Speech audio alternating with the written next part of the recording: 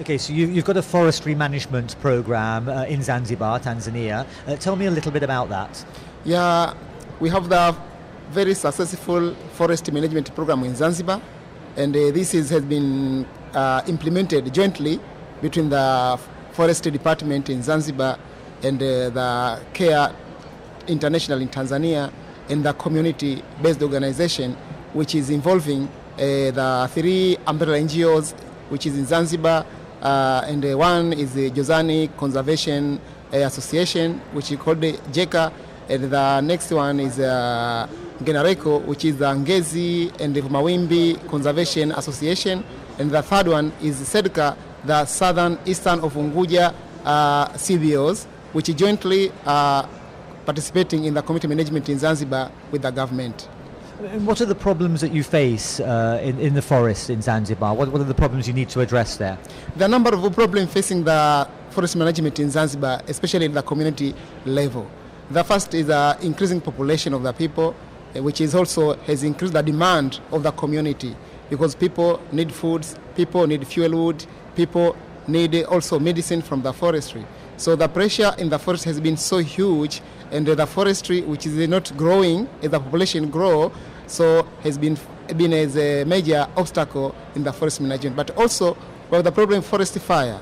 The problem of forest fire, which is coming from the honey collection, also from the shifting cultivation. This also has been also a major problems in the forest management of Zanzibar. But also we have another problem of inadequate livelihood or alternative livelihood in the community.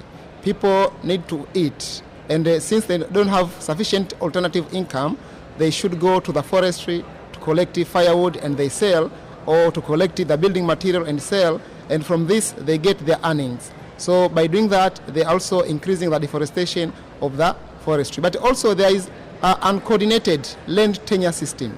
The land tenure or land use right is another big obstacle in the management of the forestry in Zanzibar, because management of the land is not well organized, well managed, well coordinated. So also lead to the deforestation of the forestry, at least, especially the community forestry. But also the law enforcement.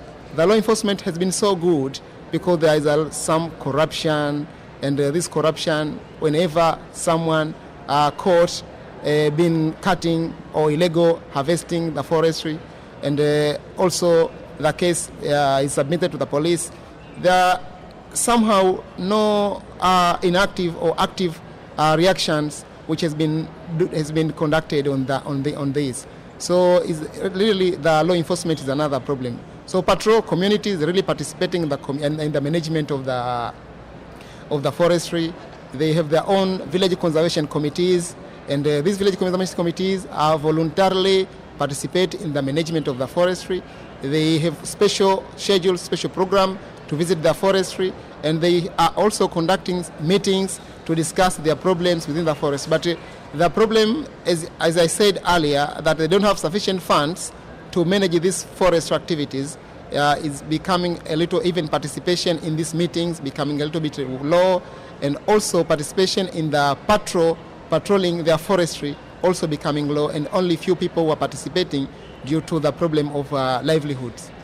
Is that one of the messages you'll bring here to Cancun, this need for more funds to implement these policies successfully? Obviously, the conditions you face in Tanzania and Zanzibar are very specific to that area, but what can others learn from your experience? Yeah, the community, as I told, there is a very successful program in Zanzibar, and many people from Tanzania mainland, from Kenya, from Uganda, has been learning and has been implementing, have been copying the management system which has been drawn in Zanzibar.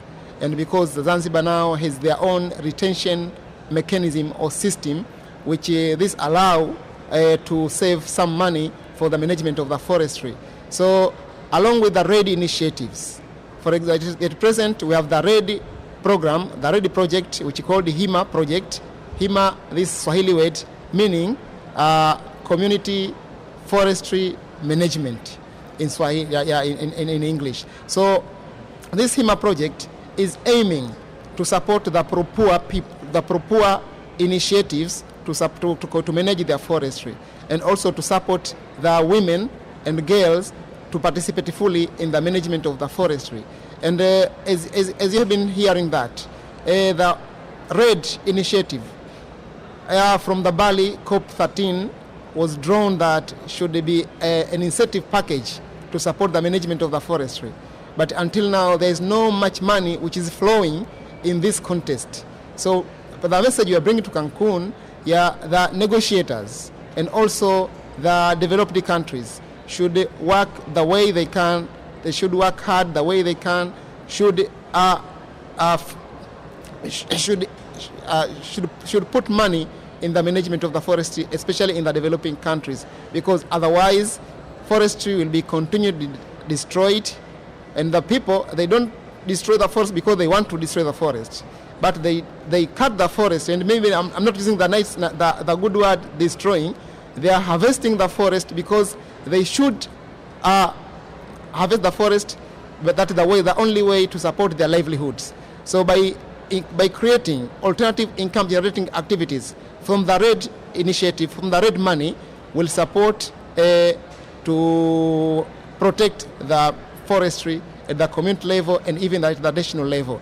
And also the message I would like to bring to Cancun, the RED initiative shouldn't be at the sub-national level, should be at the national level, at the SADC, COMESA, and the East African Community stand or position. They put that the RED without boundaries. So the RED without boundaries should work all over the countries, should work all over the regions, and this should be the stand. And the developed countries should put sufficient money, sufficient funds that could support the management of the forestry in the developing countries. Okay, that's great. Thank you very much. Thank you.